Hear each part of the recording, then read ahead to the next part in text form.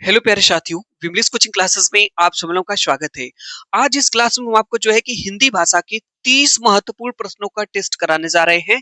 यदि आप भी जो है इस बार सीटेट 2026 के लिए प्रिपरेशन कर रहे हैं, जिसकी परीक्षा आपकी 8 फरवरी दिन रविवार को प्रस्तावित है और पेपर फर्स्ट और पेपर सेकंड के लिए अगर प्रिपरेशन कर रहे हैं तो इस टेस्ट को जरूर दीजिए और देखिए कि इन हिंदी के 30 प्रश्नों में आपके कितने प्रश्न सही हो रहे हैं। और हम देखेंगे आज इस क्लास में अभी तक आप लोगों ने जो है हिंदी के लिए 30 प्रश्नों के लिए कितनी अच्छी तैयारी की है। अब आप कहेंगे सर इस टेस्ट में क्या रहेगा? तो देखिए इस टेस्ट में आपके जो 15 प्रश्न हैं ये शिक्षण शास्त्र के रहने वाले हैं, मीन्स पेडागोजी के रहेंगे। बाकी के ये जो 15 प्रश्न है ये व्याकरण के रहेंगे। यानी कुल मिलाकर के 30 प्रश्नों का टेस्ट है। जबरदस्त टेस्ट है, देखते हैं कितने प्रश्न आप सही करते हैं आज इस क्लास से टेस्ट से। देखिए हम आपको बता दें, आप कहेंगे सर ये जो 15 प्रश्न पूछे जा रहे हैं व्याकरण के क्यों करा रहे हैं? तो आपको पता होना चाहिए कि हिंदी के 30 प्रश्न पूछे जाते हैं।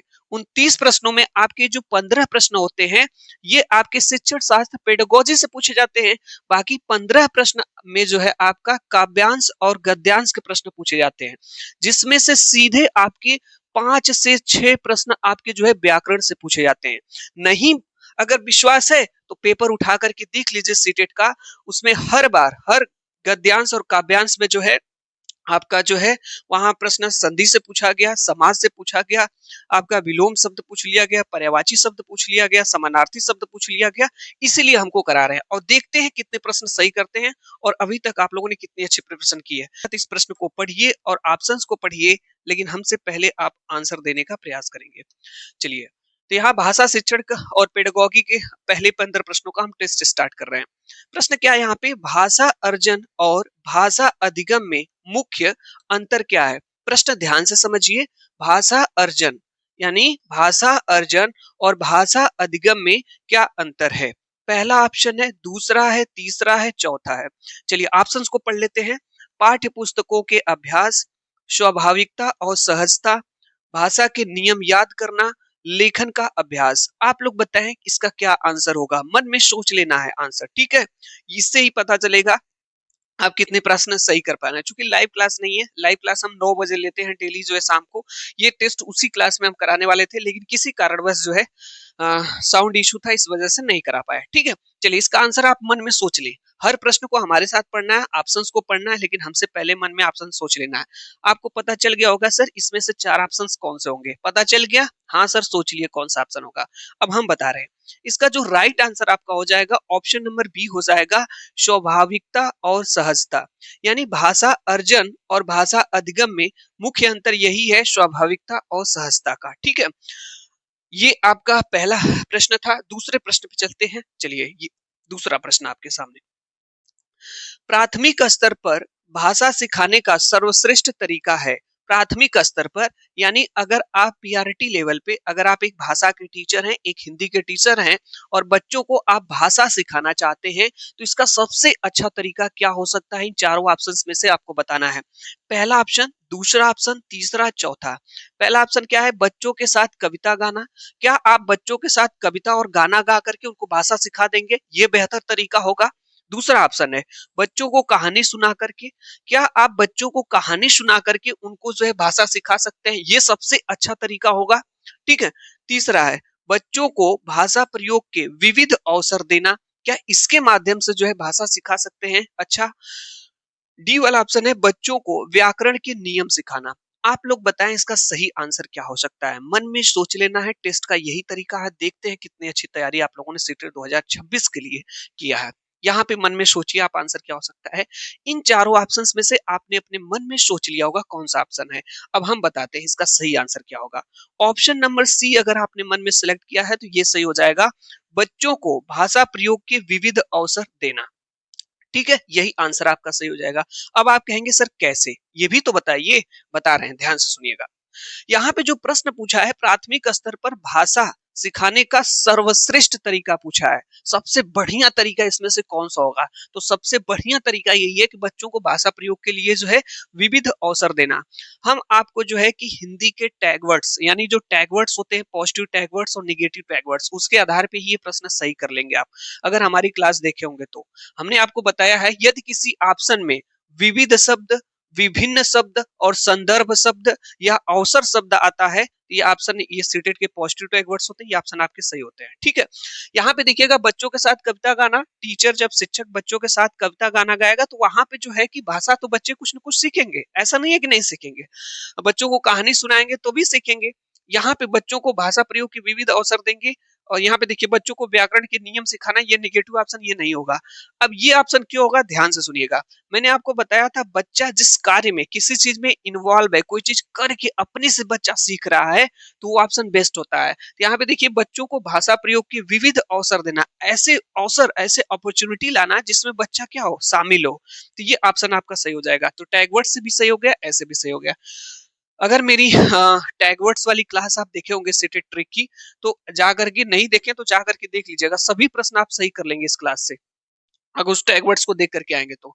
यहाँ पे देखिएगा तीसरा प्रश्न आपके सामने है, इसका आंसर आपको बताना है क्या हो जाएगा। बच्चे अपने परिवेश से स्वयं भाषा अर्जित करते हैं, यानी जो बच्चे होते हैं, जो बालक होते हैं, नन्हे मुन्ने बालक होते हैं, वो अपने परिवेश से, अपने इन्वायरमेंट में जहां पे वो रहते हैं, जिस वातावरण में, स्वयं से भाषा अर्जित कर लेते हैं। सही बात है, सही से कुछ ना कुछ सीख लेते हैं। बच्चों के साथ रहेंगे, परिवार के साथ रहेंगे, समाज के साथ रहेंगे, अपने मित्र के साथ रहेंगे, कुछ ना कुछ तो भाषा सीखते ही। हाँ सर, सीखते हैं। इसका एक निहितार्थ यह है कि पहला वाला ऑप्शन है, बच्चों को समृद्ध भाषिक परिवेश उपलब्ध कराया जाए। बी, बच्चों को बिल्कुल भी भाषा न पढ़ाई जाए। सी, बच्चों को केवल लक्ष्य भाषा ही सिखाई जाए। डी, बच्चों को व्याकरण की पुस्तकें पढ़ाई जाए। देखिए मैं टैग वर्ड से इस प्रश्न को कैसे सही कर लेता हूँ, सिर्फ टैग वर्ड से सही करूंगा। ठीक है, चलिए पहले आप लोग सोचिए, मैं आपसे पूछ रहा हूँ इसका आंसर क्या होगा। मन में सोचिए आप लोग, क्या हो सकता है, क्या आपको आ रहा है इसमें से, एबीसीडी में से कौन सा होगा? मन में सोच लिए? हाँ सर सोच लिए, इसमें से कौन सा होगा, अब हम बता रहे हैं। देखिए इसका राइट आंसर क्या होगा। यहाँ पे देखिए, यहाँ पे दिया है बच्चों को बिल्कुल भी भाषा ना पढ़ाई जाए, बिल्कुल भी। ठीक है, यानी हमेशा आपको बच्चे को जो है फेवर में आंसर देना है। ठीक है, बच्चे को ध्यान केंद्रित, बाल केंद्रित ऑप्शन ही आपको सिलेक्ट करना है। ठीक है, तो यहाँ पे ये ऑप्शन नहीं होगा, हमेशा बच्चे के हित में ही आंसर देना है। बच्चे को केवल, मैंने आपको बताया था केवल जो होता है निगेटिव टैग वर्ड्स होता है, तो ये भी नहीं होगा। बच्चों को व्याकरण, व्याकरण उपकरण की बात जो की जाती है, बच्चों को व्याकरण याद कराना, ये सब नेगेटिव टैग वर्ड्स, तो ये भी नहीं होगा। इस तरह से ये भी नहीं होगा। बचा आपका ऑप्शन नंबर ए, बच्चों को समृद्ध भाषिक परिवेश उपलब्ध कराया जाए। मैंने आपको बताया है समृद्ध भाषिक परिवेश जो होता है, ये पॉजिटिव टैग वर्ड्स होता है, लिख लीजिए। मैंने, जो लोग हमारी उस क्लास को देखे वो लोग इस प्रश्न को सही कर ले रहे हैं, हर प्रश्न को सही कर लेंगे, देख लीजिएगा आप लोग। तो इसका सही आंसर हो जाएगा ए, सिर्फ टैग वर्ड्स पे ही सही हो जा रहे हैं प्रश्न आपके। ठीक है, चलिए यहाँ पे देखिए बहुत ही बेहतरीन और लाजवाब प्रश्न। इस तरह का प्रश्न आता है तो ज्यादातर लोग गिर जाते हैं। ठीक है, उनको समझ में नहीं आता है इस प्रश्न को सही कैसे करेंगे। यहाँ पे देखिए दिया है भाषा कौशल, यानी लैंग्वेज स्किल का सही क्रम है। यानी बच्चा भाषा सीखता है जन्म से लेकर के, जन्म से बच्चा भाषा सीखता है। ठीक है, नॉम चॉम्स्की ने कहा है कि जो भाषा अर्जन की क्षमता होती है बच्चे में स्वाभाविक होती है, जन्मजात होती है। ठीक है, तो यहाँ पे बच्चा सीखता है भाषा कौशल, यानी कि लैंग्वेज स्किल का उसके अंदर जो विकास होता है, सही क्रम क्या है, पढ़ना, लिखना, सुनना, बोलना। पहला ऑप्शन है सुनना, बोलना, पढ़ना, लिखना। बोलना, सुनना, लिखना, पढ़ना। लिखना, पढ़ना, बोलना, सुनना। बताइए इनमें से कौन सा ऑप्शन सही होगा, हम आपसे पूछ रहे हैं। मन में सोचिए, इस क्लास को देख रहे हैं ना आप? हाँ सर देख रहे हैं, तो बताइए ना, मन में सोचिए कि आप इसका कौन सा ऑप्शन सही होगा एबीसीडी में से, बताएं आप। इसका राइट आंसर हो जाएगा, इसका सही आंसर हो जाएगा ऑप्शन नंबर बी। ऐसा क्यों? LSRW क्या है सर, ये कुछ समझ में नहीं आया। एल मतलब होता है लिसनिंग, एल मीन्स क्या होता है, लिसनिंग होता है। यस मीन्स क्या होता है, एल मीन्स ये हो गया। एस मीन्स क्या होता है, स्पीकिंग, पहले समझ लीजिए, ये भी इंग्लिश में भी काम आ जाएगा। आर मतलब क्या होता है, रीडिंग, और डब्ल्यू मतलब क्या होता है, राइटिंग। ठीक है, ये समझ में आ गया होगा। हाँ सर, तो अच्छा ये बताइए, पहले व्यक्ति क्या करता है, पहले बालक क्या करता है, किसी चीज को सुनता है। जब एकदम छोटा होता है, नन्हा मुन्ना बालक 1-2 महीने का, तो क्या करता है, लोगों की बातों को ध्यान से सुनता है। ठीक है, जब थोड़ा समझदार होता है, बड़ा होता है, ठीक है, तो पहले 6 महीने का हो जाएगा, 8 महीने का, 10 महीने का हो जाएगा, तब बोलने का प्रयास करता है। तो पहले सुनना, उसके बाद बोलना, पहले सुनना, इसके बाद बोलना। तो पहले जो है सुनने कौशल का विकास होता है, स्किल का, उसके बाद बोलने कौशल का विकास होता है। तो जब बच्चा सुनने लगता है, छोटा रहता है, फिर थोड़ा-थोड़ा बड़ा होता है, जब समझदार होता है, 1-2 साल का हो जाएगा, तो लोगों की बातों को सुन कर के उनका उत्तर देता है, तो बोलने लगता है। तो पहले सुनने के कौशल का विकास, फिर उसके बाद बोलने के कौशल का विकास। जब थोड़ा-सा बड़ा हो जाता है बच्चा, तो उसको स्कूल भेजा जाता है। क्या करने के लिए? पढ़ने के लिए भेजा जाता है। फिर बच्चा धीरे-धीरे पढ़ने के कौशल का विकास करता है। जब पढ़ना सीख जाता है, तो धीरे-धीरे उसको लिखने का कौशल का विकास किया जाता है। तो इसी को कहते हैं लिसनिंग, सुनना, बोलना, पढ़ना, लिखना। यही LSRW, आप इसको याद रखिएगा, ये आपकी स्किल होती है। पहले सुनना, फिर बोलना, फिर पढ़ना, फिर लिखना। लिखना एकदम अंत में, ठीक है? चलिए, याद हो गया होगा, ये प्रश्न आएगा, गलत नहीं होना चाहिए आपका, ठीक है? बेहतरीन प्रश्न था। चलिए, 5वां प्रश्न है, हमारे साथ प्रश्न को पढ़िए और ऑप्शन बताने का प्रयास करिए। पढ़ने की प्रक्रिया में सर्वाधिक महत्वपूर्ण क्या है? ध्यान से सुनिए प्रश्न को। महत्वपूर्ण नहीं पूछा है, सर्वाधिक महत्वपूर्ण पूछा है। यही सब जो है सीटेट आपको ना आजमाता है कि आप गलती करें। महत्वपूर्ण देखें इसमें से और ऑप्शन टिक करके निकल जाएंगे। यहाँ पूछा है सर्वाधिक, जो महत्वपूर्ण तो चारों हैं, लेकिन इसमें से सर्वाधिक महत्वपूर्ण कौन है, ये पूछा गया आपसे। अक्षरों की पहचान, गति, प्रवाह, अर्थ समझना। आप ध्यान से समझिए। जब हम लोग छोटे थे, उस समय हम लोग पढ़ रहे थे। तो जब हम लोग पढ़ रहे थे कोई चीज, तो उस समय सर्वाधिक महत्वपूर्ण क्या होता था? क्या हम लोगों को अक्षरों की पहचान सर्वाधिक महत्वपूर्ण उस समय था? बिल्कुल सही बात है। अक्षरों की पहचान, जब पढ़ते हैं कोई चीज, अक्षर की पहचान करेंगे तभी ना पढ़ पाएंगे। गति, गति भी हो जाती थी, कितना स्पीड कौन पढ़ता है। बहुत से क्लास में बच्चे बहुत स्पीड पढ़ते थे, तेज पढ़ते थे। प्रवाह वही बात है, लेकिन अर्थ समझना ये सबसे ज्यादा महत्वपूर्ण है। अरे भाई, किसी चीज को पढ़ेंगे, जब उसके अर्थ को ही नहीं समझेंगे, अर्थ को नहीं समझेंगे, तो कोई मतलब नहीं होता है पढ़ने का। तो कोई चीज आप पढ़ रहे हैं, तो उसका अर्थ भी समझना जरूरी होता है।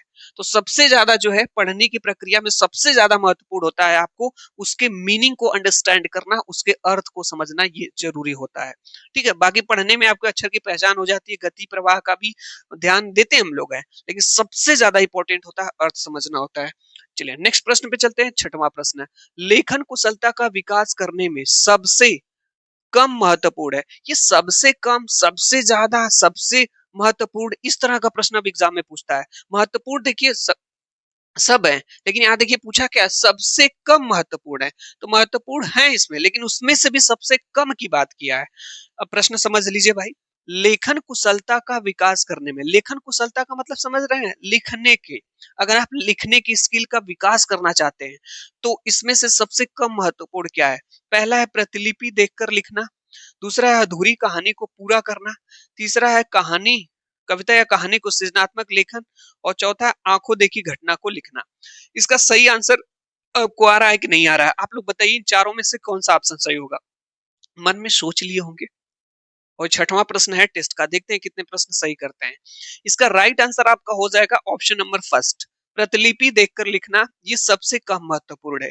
बाकी अधूरी कहानी को पूरा करना और कविता कहानी का सृजनात्मक लेखन, आंखों देखी घटना को लिखना, ये महत्वपूर्ण है, लेकिन उनमें भी सबसे कम महत्वपूर्ण आपका प्रतिलिपि देखकर लिखना। ये ऐसा क्यों है भाई? क्योंकि जब अधूरी कहानी को आप लिखेंगे या कविता कहानी का सृजनात्मक लेखन करेंगे, आंखों देखी घटना का, अगर यही प्रश्न इसमें ये पूछता आपसे कि लेखन कुशलता का विकास करने में सबसे ज्यादा महत्वपूर्ण क्या है, यहाँ कम के जगह ज्यादा पूछ देता, तो ये होता आंखों देखी घटना को लिखना। ये भी हो सकता है। ठीक है, जब आप कोई आंखों देखी घटना को, जब कोई बालक लिखता है, तो पहले अपने मन में एक इमेज बना लेता है, उसके बाद लिखता है। ठीक है, समझ गए कि नहीं? जैसे, तो ये आप समझ गए होंगे। इसका राइट आंसर वैसे ऑप्शन नंबर ए सही हो जाएगा। चलिए, यहाँ पे 7वें नंबर का प्रश्न है कि बहुभाषिकता मीन्स मल्टी लैंग्वेज हमारी। ये बहुत ही ज्यादा इंपॉर्टेंट प्रश्न है भाई, वेरी वेरी इंपॉर्टेंट। हर बार सीटेट के एग्जाम में कम से कम 5 से 6 बार रिपीट हुआ है ये प्रश्न। इंपॉर्टेंट बना लीजिए, देख के जाइएगा। ठीक है, देखिए, बहुभाषिकता मतलब मल्टी लैंग्वेज में।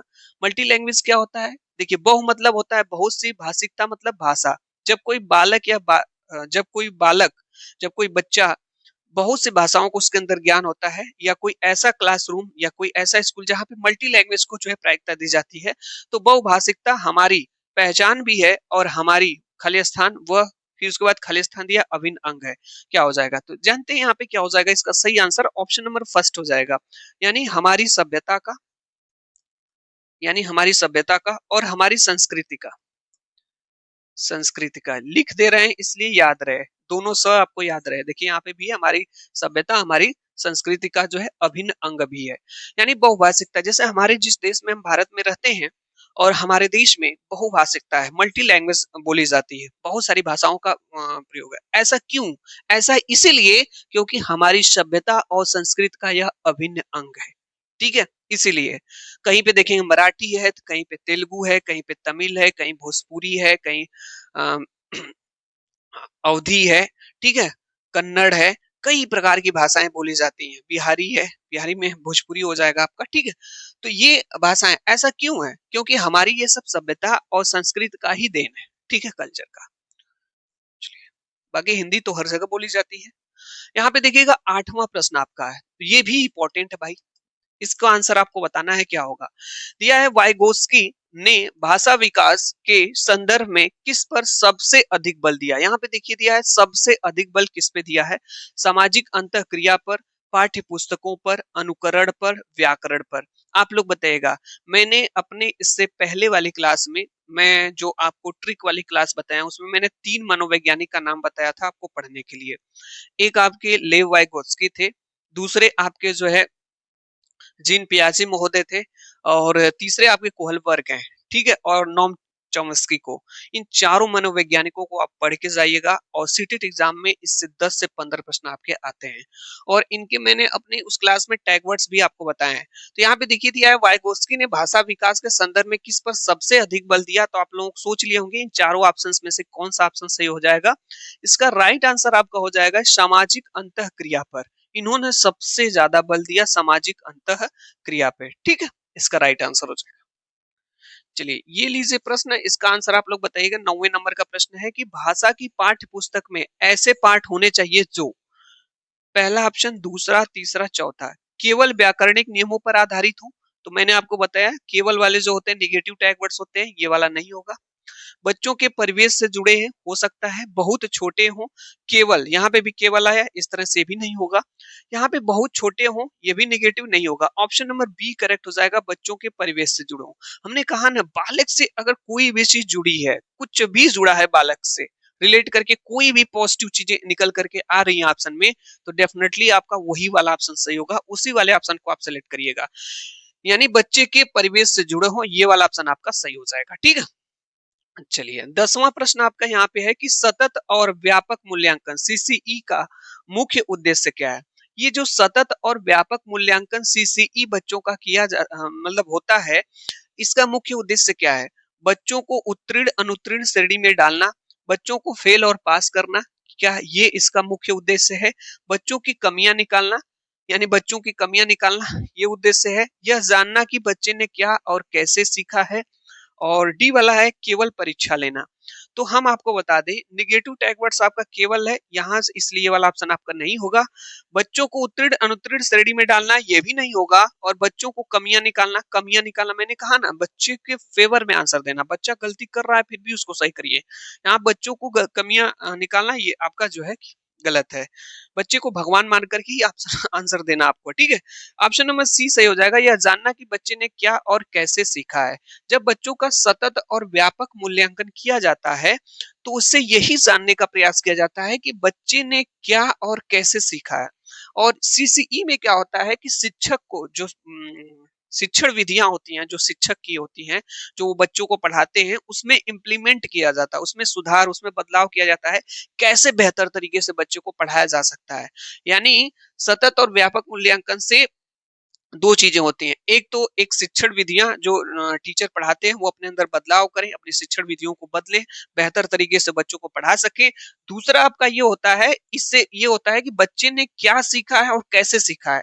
इसीलिए बच्चों का सतत और व्यापक व्यापक मूल्यांकन करते रहना चाहिए, टेस्ट वोस्ट लेते रहना चाहिए, साप्ताहिक टेस्ट लेना चाहिए, पर डे आप 2 दिन 3 दिन पे टेस्ट ले सकते हैं। इस तरह से जो है ये ऑप्शन आपका सही हो जाएगा। चलिए 11 नंबर का प्रश्न है कि उपचारात्मक शिक्षण रेमेडियल टीचिंग की सफलता निर्भर करती है। यानी ये जो उपचारात्मक शिक्षण होता है, जो रेमेडियल टीचिंग होती है, ये की सफलता किस पर निर्भर करती है। समय और अवधि पर, समस्याओं के कारणों की सही पहचान पर, उपचारात्मक शिक्षण की सामग्री पर, नियमों को याद करने पर। ये 4 ऑप्शन है, मन में आप सोच लें इसका सही आंसर क्या हो सकता है। हाँ सर, सोच लिए मन में क्या आंसर होगा। एबीसीडी में से सर मैंने सेलेक्ट कर लिया है। सेलेक्ट कर लिए, हाँ। तो इसका जो सही आंसर हो जाएगा, ऑप्शन नंबर आपका बी सही हो जाएगा। समस्याओं के कारणों की सही पहचान पर। अब आप कहेंगे सर कैसे? ये बड़ा ही इंपॉर्टेंट है, कई बार एग्जाम में उपचारात्मक शिक्षण रेमेडियल टीचिंग से प्रश्न आता है। देखिए, इसको जनरली हम अपने लैंग्वेज में समझ लेते हैं। उपचारात्मक शिक्षण को इंग्लिश में कहा जाता है रेमेडियल टीचिंग। रेमेडी मतलब होता है दवा। जब कोई बीमार हो जाता है तो उसको रेमेडी दिया जाता है, दवा दिया जाता है। दवा दे करके जो है डॉक्टर उनको ठीक करते हैं, ठीक है। तो उपचारात्मक शिक्षण का मतलब ये होता है जब समस्याओं के कारणों की सही पहचान करना, यानी बालक के अंदर जो भी समस्या है, जो भी प्रॉब्लम है, बच्चा क्यों नहीं पढ़ पा रहा है, क्यों सीख नहीं पा रहा है, उसके अंदर क्या प्रॉब्लम है, क्या समस्या है, तो उसको आप एक रेमेडी दे दीजिए। रेमेडियल टीचिंग के माध्यम से बच्चे को सही पहचान आप कर सकते हैं। समझ गए होंगे? हाँ सर, समझ गए होंगे। तो रेमेडियल टीचिंग का मतलब होता है कोई भी प्रॉब्लम, कोई भी समस्या जो होती है, उसके कारणों की उसमें सही पहचान किया जाता है, उसमें रेमेडी दिया जाता है, ठीक है, पहचान करके। चलिए अगला प्रश्न है 12 नंबर का, समावेशी क्लास इंक्लूसिव क्लासरूम में भाषा शिक्षक को क्या करना चाहिए। यानी समावेशी कक्षा यानी इंक्लूसिव क्लासरूम में भाषा शिक्षक को क्या करना चाहिए। पहला ऑप्शन, सभी बच्चों से समान अपेक्षाएं रखनी चाहिए। बी, विभिन्न प्रकार की दृश्य श्रव्य सामग्री का उपयोग करना चाहिए। सी, बच्चों को अलग अलग पढ़ाना चाहिए। डी, पाठ्य पाठ्यचर्या को कठिन बनाना चाहिए। 4 ऑप्शन है, आप लोग बताइएगा। आप लोग कहेंगे सर हम लोगों से पूछ ही नहीं रहे यहाँ पे। हाँ पूछ रहे हैं, बताइए इसका आंसर क्या होगा। लाइव क्लास तो है नहीं कि डायरेक्ट आंसर देंगे, लेकिन मन में तो सोच सकते हैं ना इसका चारों में से कौन सा ऑप्शन होगा। मन में सोच लीजिए कौन सा आंसर सही हो सकता है। चलिए इसका आंसर अब हम बता रहे हैं क्या हो जाएगा।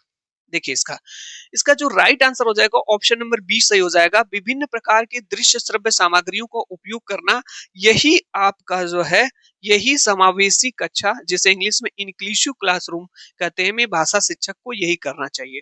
अब आप कहेंगे सर पहला वाला क्यों नहीं हुआ, अब सभी बच्चों से समान अपेक्षाएं रखनी चाहिए। अरे भाई आप ये सोचिए कि अगर आप एक भाषा के टीचर हैं, एक हिंदी के टीचर हैं, तो क्या सभी बच्चों से आप समान अपेक्षाएं रखेंगे कि सभी बच्चे एक जैसे होंगे? ऐसे कैसे हो सकता है भाई? ऐसे कभी हुआ है कि सभी बच्चे एक जैसे हो जाएंगे? ये आपको एक शिक्षक होने के नाते कोई अपेक्षा इस तरह की रखनी भी नहीं चाहिए कि सभी बच्चे एक जैसे हो जाएंगे। इसलिए ये वाला ऑप्शन आपका नहीं होगा। सर सी वाला क्यों नहीं हुआ है? बच्चों को अलग अलग पढ़ाना चाहिए, क्योंकि भाई आप समावेशी क्लासरूम में क्या होता है, कक्षा में इंक्लूसिव क्लासरूम में क्या होता है, समावेशी कक्षा में होता ही है कि सभी बच्चे आपके लिए समान है और सभी बच्चों को एक साथ पढ़ाना चाहिए, भेदभाव नहीं करना है, एक साथ ही पढ़ाना है। तो यहाँ पे जो बच्चों को अलग अलग बैठाना चाहिए, पढ़ाना चाहिए, ये तो नहीं होगा भाई। समावेशी का मतलब सब लोग समान है, समावेशी मतलब समान, ठीक है। पाठ्यचर्या को कठिन बनाना चाहिए, अच्छा मतलब कुछ नहीं मिला तो कठिन बना देंगे, ये कौन सी बात है। ये नहीं होगा, डी वाला ऑप्शन आपका नहीं होगा। समझ गए होंगे समावेशी क्लासरूम का मतलब इंक्लूसिव क्लासरूम। एक दो चीजें मैं आपको बता दूं, अभी आपने समावेशी के बारे में पढ़ा, इससे वेरी इंपॉर्टेंट ये प्रश्न इस पे आता है। अभी आपने इससे पहले मैंने आपको एक प्रश्न पढ़ाया उपचारात्मक शिक्षण के बारे में, इससे भी आपका प्रश्न बेहतरीन आता है। रेमेडियल के बारे में जान गए, इसको याद रखिएगा। प्रॉब्लम सॉल्विंग में जो है उपचारात्मक शिक्षण का प्रयोग किया जाता है। इसके बाद आपने सतत और व्यापक मूल्यांकन सीसी, ये तीनों प्रश्न बहुत ही इंपॉर्टेंट थे, इस प्रश्न आते हैं इस कॉन्सेप्ट पे, ठीक है। हाँ, यहाँ पे देखिएगा 13 नंबर का प्रश्न है कि बोलना कौशल में महत्वपूर्ण है। अच्छा ये बताइए कि जब आप बोलते हैं, ऐसे सोचिए, तो बोलने के कौशल में सबसे ज्यादा महत्वपूर्ण क्या होता है? पहला है, दूसरा है, तीसरा है, चौथा है। संदर्भ एवं स्थिति के अनुसार अपनी बात कह पाना, स्पष्ट और शुद्ध उच्चारण, अलंकारिक भाषा का प्रयोग और तेज गति से बोलना। तो बोलने कौशल में सबसे मतलब महत्वपूर्ण क्या होता है ये बताना है, ठीक है। सबसे महत्वपूर्ण नहीं पूछा है, महत्वपूर्ण यहाँ पे पूछा है। इसका राइट आंसर आपको बताना है, तो इसका सही आंसर हो जाएगा ऑप्शन नंबर ए, संदर्भ एवं स्थिति के अनुसार अपनी बात कह पाना। सही भी बात है, आप जनरली ऐसे सोच लीजिए बालक के लिए कि बोलना कौशल में सबसे यही होता है कि आप अपनी सिचुएशन के हिसाब से अपनी बात को क्या कह पाए। बालक जो होता है अपनी स्थिति के अनुसार अगर कुछ चीज नहीं समझ में आ रही है तो क्लासरूम में वो चीजें वो बता पाए, ठीक है। तो ये ऑप्शन आपका सही हो जाएगा। कोई जरूरी नहीं है स्पष्ट और शुद्ध उच्चारण बोलने कौशल में, ये जरूरी आपके मन में लगा सर ये हो सकता है स्पष्ट और शुद्ध उच्चारण। मे बी पॉसिबल ये हो सकता है, लेकिन आप सोचिए कि अगर बोलने के कौशल में ये जरूरी है कि स्पष्ट और शुद्ध उच्चारण, गलती ना हो तब तो बोलेगा ही नहीं व्यक्ति, बालक बोलेगा ही नहीं, डरेगा ही। तो सबसे ज्यादा जरूरी है कि संदर्भ के अनुसार और स्थिति के अनुसार अपनी बात कह पाना, यही बोलने कौशल में महत्वपूर्ण होता है। अलंकारिक भाषा का प्रयोग, ऐसा कुछ नहीं है कि बोलने कौशल में आप एकदम अलंकारिक भाषा का ही प्रयोग करें, खूब अलंकार का उसमें प्रयोग करें, ऐसा कुछ नहीं है। तेज गति से बोलना, ऐसा कुछ नहीं है कि बस आपको बोलना ही है, बालक को बोलना है तो तेज गति से ही बोलेगा। तो सबसे ज्यादा इंपॉर्टेंट है बोलने कौशल में कि संदर्भ एवं स्थिति के अनुसार अपनी बात कह पाना, बालक कह पा रहा है तो यही सबसे ज्यादा इंपॉर्टेंट होता है, ये वाला सही हो जाएगा। लीजिए 14 नंबर का प्रश्न है टेस्ट का। 13 प्रश्न हमने करा दिया, 2 प्रश्न और बचे हुए, इसके बाद व्याकरण पे हम लोग आने वाले हैं। यहाँ पे देखिए प्राथमिक स्तर पर बच्चों की भाषाई क्षमताओं का विकास करने का अर्थ है, यानी प्राथमिक स्तर पर बच्चों की भाषाई क्षमता का विकास करने का अर्थ है। पहला ऑप्शन है भाषिक नियमों पर अधिकार, भाषिक प्रयोग की कुशलता पर अधिकार, व्याकरणिक ज्ञान, साहित्यिक समझ। आप लोग बताएं इन चारों ऑप्शंस में से कौन सा ऑप्शन सही हो सकता है। सोच लिए होंगे राइट आंसर क्या हो सकता है, ठीक है, मन में इसका सही आंसर। प्रश्न समझ लीजिए, प्राथमिक स्तर पर बच्चों की भाषाई क्षमता को, यानी प्राथमिक स्तर पे आप चाहते हैं कि बच्चों के अंदर जो भाषा की जो क्षमता है, यानी वो हिंदी भाषा की जो क्षमता आप विकास करना चाहते हैं कि बच्चे ज्यादा से ज्यादा जो है हिंदी भाषा सीख सकें, तो आप ऐसा क्या करेंगे। भाषिक नियमों पर अधिकार, ये तो देखिए मैं आपको बता दूं व्याकरणिक ज्ञान ये कोई मतलब नहीं है, ठीक है, मैंने आपको बताया था नेगेटिव टैग वर्ड है। अब बताइए प्राथमिक स्तर का बच्चा है तो साहित्यिक समझ थोड़ी रखेगा, ठीक है, कवि लेखक के बारे में थोड़ी, अभी भाई लिखना पढ़ना बोलना सीख रहा है, वहां पे अक्षरों को मिला करके वर्णों को मिला करके सीख रहा है, शब्द लिखना सीख रहा है, तो ऐसा कुछ नहीं, ये भी नहीं होगा। भाषिक नियमों पर अधिकार, अरे भाई अभी वो भाषा सीखना स्टार्ट किया है, तब तक उसके नियमों पर कोई वो मतलब नहीं है, ये भी नहीं होगा। भाषा प्रयोग की कुशलता पर अधिकार, ये ऑप्शन आपका सही हो जाएगा, यानी उसकी कुशलता पर उसकी स्किल्स को सीखे, ठीक है। चलिए अगला प्रश्न है, और भाषा शिक्षण का पेडागोजी का ये अंतिम प्रश्न है। कहानी सुनने से बच्चे प्रसन्न होते हैं, जब आप हिंदी के टीचर हैं, हिंदी भाषा के बच्चों को कहानी सुनाते हैं तो क्या होता है, बच्चे प्रसन्न होते हैं, बच्चे क्लास में एकाग्रचित होकर शांत बैठते हैं, बच्चे की कल्पना शक्ति और चिंतन शक्ति का विकास होता है, बच्चे अनुशासन में रहते हैं। अच्छा आप लोग ये बताइए, आप लोगों को लगा होगा कहानी सुनाने से, तो चारों ऑप्शन सही है, लेकिन हमेशा एक लॉजिकल आंसर आपको सिलेक्ट करना है। कहानी सुनाने से बच्चे प्रसन्न होते हैं, ये तो सही बात है, कहानी सुनाने से बच्चे प्रसन्न होते हैं, ऑप्शन ए थोड़ी टिक हो जाएगा। फिर उसके बाद है कि आ, बच्चे अनुशासन में रहते हैं, हो सकता है कहानी सुनाया जाता है तो बच्चे बड़ा ही शांत स्वभाव से होकर के बैठ करके सुनते हैं, तो ये भी सही हो सकता है। यहाँ पे देखिए बच्चे कक्षा में एकाग्रचित होकर के शांत बैठते हैं, ये भी सही है। तो ऐसा नहीं है कि हाँ, ये सभी आपको लग रहा होगा कि सही है, बट ऐसा नहीं, ऑप्शन नंबर सी सही हो जाएगा। बच्चों की कल्पना शक्ति और चिंतन शक्ति का विकास होता है, यानी कहानी जब बच्चों को आप सुनाते हैं तो उनकी कल्पना शक्ति का विकास होता है और चिंतन शक्ति का विकास होता है, ठीक है, कहानी सुनने से बच्चों को, यानी उनकी सृजनात्मक, उनकी थिंकिंग, सोचने की जो शक्ति है, क्षमता वो बढ़ती है, ठीक है। चलिए चीजों को एनालिसिस कर पाते हैं, तो ये यहाँ पे मैं आपको बता दूं, ये हमने आपको कराया, हाँ, भाषा शिक्षण के जो है 15 प्रश्न का टेस्ट, इसमें कितने प्रश्न सही हुए आपको खुद पता चल गया होगा। अभी तक आप लोग सीटेट 2026 के लिए कितनी अच्छी प्रिपरेशन कर रहे हैं, ठीक है। अगर 15 में 15 प्रश्न सही हुए तो आप जरूर अपना नाम लिखिएगा कमेंट्स बॉक्स में, कितने आपके सही हुए शिक्षण में। अब चलते स्टार्ट करते हैं व्याकरण में, और व्याकरण में देखते हैं संधि समास से कितने प्रश्न आपके सही होते हैं, विलोम शब्द से, समानार्थी शब्द से, इस तरह से। व्याकरण का यह देखिएगा, व्याकरण और अनुच्छेद पर आधारित प्रश्न आपके हैं, ठीक है। पहला प्रश्न यहाँ पे आपसे पूछा गया कि हिमालय शब्द में कौन सी संधि है, स्वर संधि है, व्यंजन संधि है, विसर्ग संधि है, या गुण संधि है। आप लोग बताएं इसका सही आंसर क्या हो सकता है। संधि पढ़े हैं, हाँ सर पढ़े हैं, व्याकरण पढ़े होंगे, बताएं आप लोग। इसमें जो संधि आपकी हो जाएगी स्वर संधि हो जाएगी, कौन सी संधि हो जाएगी, स्वर संधि। कैसे आइए बता देते हैं। स्वर संधि में भी इसमें दीर्घ स्वर संधि हो जाएगी। जैसे देखिए मैं एक चीज आपको बता दूं, दीर्घ स्वर संधि की क्या पहचान होती है, यहाँ पे चूंकि संधि तो दीर्घ स्वर संधि की क्या पहचान होती है, कहीं पर भी आ, बड़ी ई और बड़ा ऊ आएगा, ध्यान से सुनिएगा। संधि पहचानने का एक तरीका है, मैं आपको बता दूं, किसी भी शब्द में अगर आपको संधि पहचाननी, एक जबरदस्त ट्रिक बता रहा हूं, उस शब्द को 2-3 बार मन में बोलिए और बीच से उस शब्द को दो पार्ट में तोड़ने का प्रयास करिए, क्योंकि जब आप विच्छेद करते हैं तो दो शब्द में ही करते हैं। जैसे मान लीजिए हिमालय शब्द का हमें संधि विच्छेद करना था, तो इसमें देख लीजिए कितने अक्षर हैं या वर्ड हैं। तो एक वर्ड हो गया 1 2 3 4, और हिमालय शब्द को 2-3 बार मन में बोलिए, हिमालय हिमालय। तो हिमालय, बीच वाला वर्ड क्या है, तो कहेंगे सर बीच वाला वर्ड म है, म पे किस चीज की मात्रा है, आ की मात्रा है। तो अगर कहीं पे आ, बड़ी, ई और बड़ा ऊ, अगर ये तीनों आ रहे हैं, ठीक है, तो वहां पे आपकी स्वर संधि होगी, स्वर्ग में भी दीर्घ स्वर संधि होगी, दीर्घ मतलब बड़ा होगा, ठीक है। तो पहला ऑप्शन इस पे सही हो जाएगा। चलिए दूसरा आप बताइएगा, यथाशक्ति में कौन सा समास है। इस शब्द में समास बताना है, तत्पुरुष है, द्विगु है, अव्ययी भाव है, बहुव्रीहि है। आप कहेंगे सर हम लोगों से पूछ नहीं रहे हैं, हाँ पूछ रहे हैं, बताइए अब क्या हो जाएगा। 4 ऑप्शन आपके पास है, हम वेट कर रहे हैं आंसर का, बताएं आप लोग, बताइए इसका क्या होगा। मन में सोच रहे होंगे इसका सही आंसर क्या होगा। यथाशक्ति में आपका हो जाएगा अव्ययी भाव समास। ये कैसे पता चला, आप पढ़े होंगे यथा से, क्या हो जाएगा, यथा से। यदि यथा लगा हुआ है तो ये आपका अव्ययी भाव समास हो जाएगा। चलिए तीसरा आपका है, पवन का सही संधि विच्छेद क्या हो जाएगा।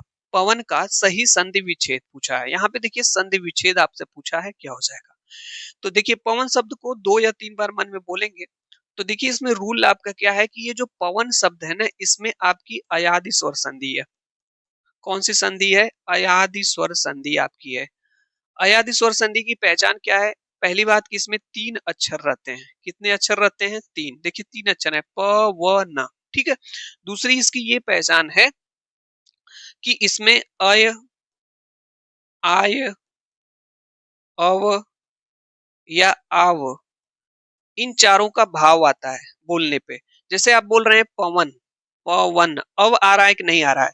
जैसे आप बोलिए भवन, भवन, अव आ रहा है कि नहीं।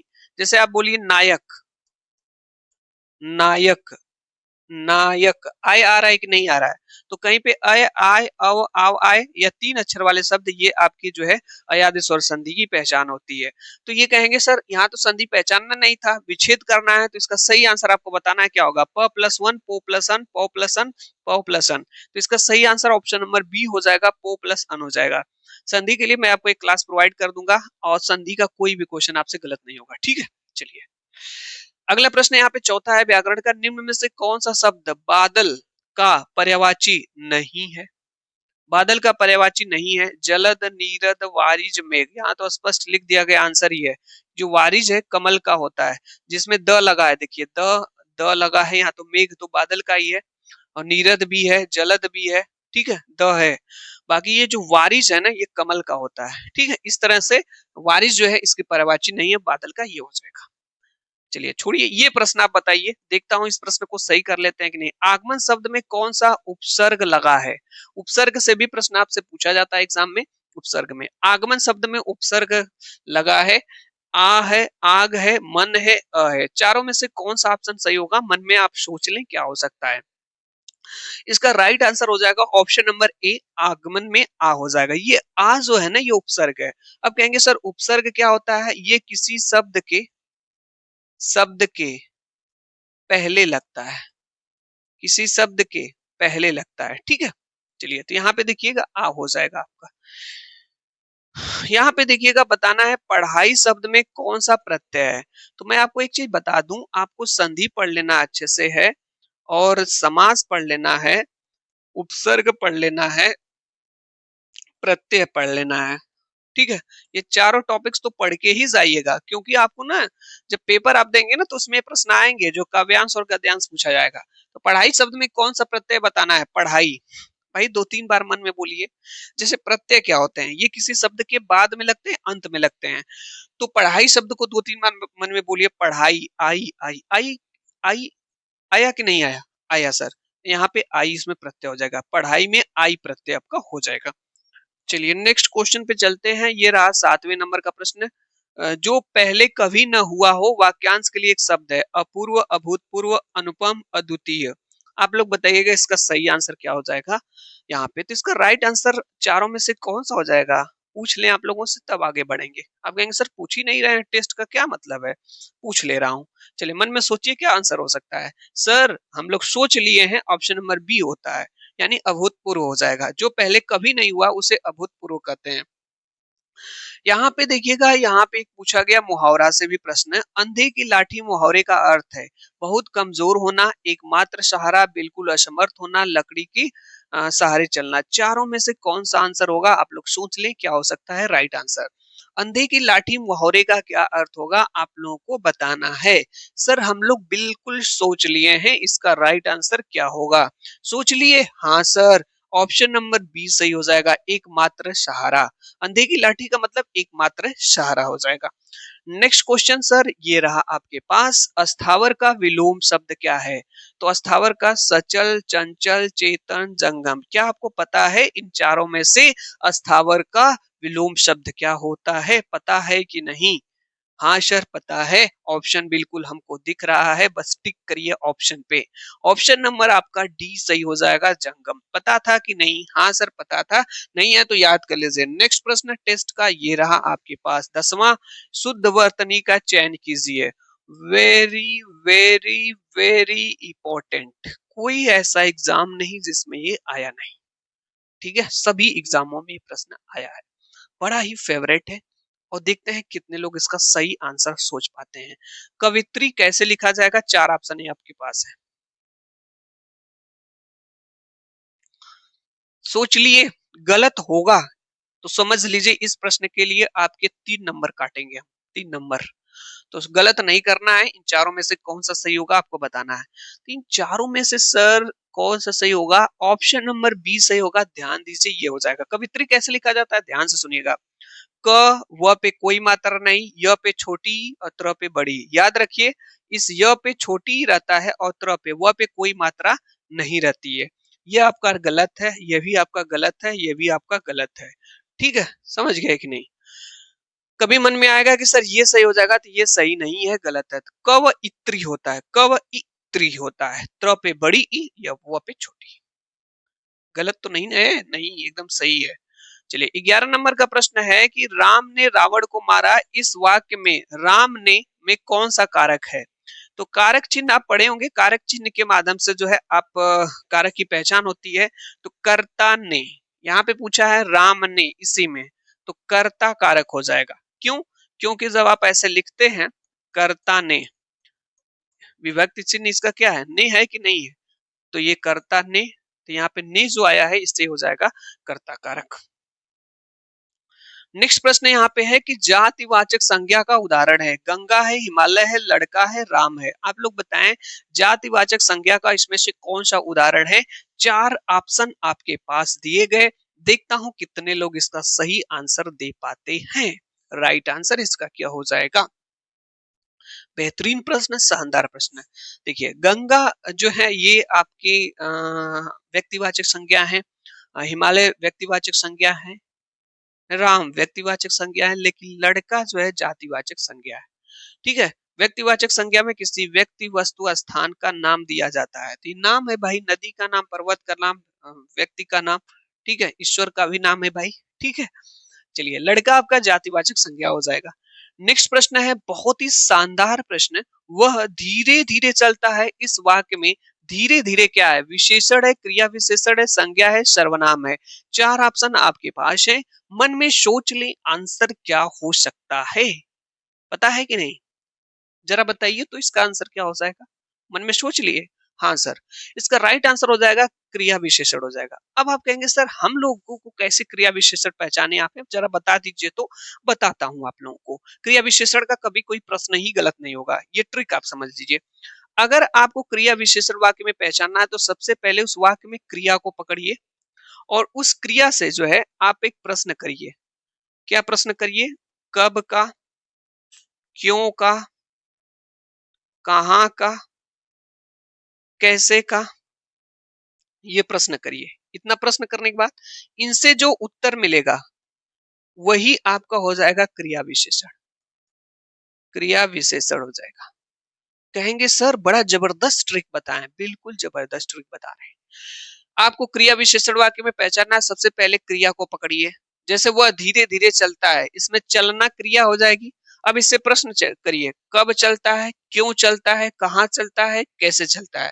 तो कहेंगे सर हाँ सर चलता है। अब जब प्रश्न किए कैसे चलता है, पता चला धीरे धीरे चलता है। तो इसका मतलब इन चारों में से किसी का एक उत्तर मिला था सर, कि सर कैसे चलता है, पता चल गया सर धीरे धीरे चलता है। तो इन चारों से अगर कोई उत्तर मिले तो आपका क्रिया विशेषण हो जाएगा। जैसे मान लीजिए मैं आपसे कहूं वह तेज दौड़ता है, इसमें क्रिया विशेषण बताना है। तो क्रिया विशेषण देखिए कितने आसान है। सबसे पहले क्रिया को पकड़ेंगे, हाँ सर दौड़ना क्रिया है। अब प्रश्न करिए कब दौड़ता है, क्यों दौड़ता है, कहाँ दौड़ता है, कैसे दौड़ता है। आप कहेंगे सर तेज दौड़ता है, ये तेज क्रिया विशेषण हो जाएगा। ठीक है, क्या हो जाएगा, क्रिया विशेषण आपका हो जाएगा। चलिए आगे चलते हैं सीधे अगले प्रश्न पे। यहाँ पे 14 नंबर का प्रश्न है, सूर्य का स्त्रीलिंग रूप क्या होगा। देखते हैं कितने लोग बताते हैं इसका आंसर। बड़ा ही फेवरेट प्रश्न है सीटेट का, वनडे एग्जाम में भी प्रश्न कई बार आया हुआ। सूर्याड़ी, सूर्या, सूर्याग्नि, सूरीन। आप लोग बताइएगा इसका सही आपको स्त्रीलिंग बताना है सूर्य का। राइट आंसर, इसका सही आंसर हो जाएगा आपका ऑप्शन नंबर बी सूर्य। याद रखिएगा सूर्य का स्त्रीलिंग रूप होगा आपका सूर्य होगा। नेक्स्ट प्रश्न पे चलते हैं, 15 नंबर का है, हिंदी भाषा की लिपि क्या है। बहुत इंपॉर्टेंट है, बट सरल प्रश्न है, बट बहुत इंपॉर्टेंट आपका है। ठीक है, रोमन है, गुरमुखी है, देवनागरी है, फारसी है। चार ऑप्शंस में से कौन सा ऑप्शन होगा, सही आंसर आपको सोच लेना है। हाँ सर बिल्कुल सोच लिए, ऑप्शन दिखाई दे रहा है, जल्दी से आप बताइए ना कौन सा ऑप्शन सही होगा। हम बता रहे हैं, जो आप ऑप्शन सोच रहे हैं वही हम भी बता रहे हैं। ऑप्शन नंबर आपका सी सही हो जाएगा, देवनागरी लिपि। तो हिंदी भाषा की जो लिपि है वो देवनागरी है आपकी। सही आंसर आपको ऑप्शन नंबर सी सही हो जाएगा। इस तरह से हमने आपको ये प्रश्न कराए जो सीटेट एग्जाम के लिए 15 पेडागोजी के, शिक्षण शास्त्र के 15 प्रश्न आपके व्याकरण के। तो कितने प्रश्न आपके सही हुए, और जरूर आप कमेंट्स बॉक्स में बताइएगा। ये क्लास आपको कैसे लगी, दो शब्द हमारे बारे में लिखिएगा आप लोग। क्लास देखने के लिए आप लोगों का बहुत बहुत धन्यवाद, thank you so much. Daily 9 बजे लाइव क्लास होती है, उससे जुड़ करके आप टेस्ट दे सकते हैं। ये मैंने हिंदी का लाया था, सीडीपी की इसकी आ सकती है, मैथ की क्लास आपको मिल सकती है टेस्ट की, और एकदम बेहतरीन प्रश्न आपके लिए लाते हैं, जैसे प्रश्न आपके सीटेट एग्जाम में पूछे जाएंगे। तो क्लास देखने के लिए आप लोगों का बहुत बहुत धन्यवाद, thank you so much. Next मिलते हैं, बाय।